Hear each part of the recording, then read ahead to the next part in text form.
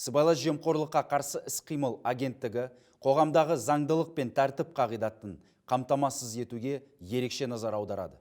Қостанай облысы бойынша сыбайлас жемқорлыққа қарсы қызмет Бейімбет Майлин ауданы мәслихатының төрағасы мен депутатына қатысты сотқа дейінгі тергеуді аяқтады.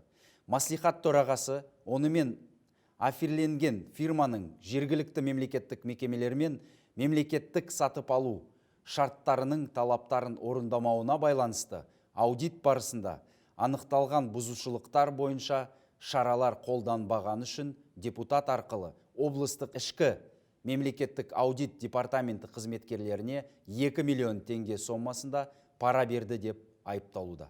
Ағымдағы жылдың 23 қаңтарында қадағалаушы прокуратура айыпталушыларды сотқа берді. Қылмыстық процестік кодексінің 201 бабына сәйкес өзге ақпарат жария етуге жатпайды.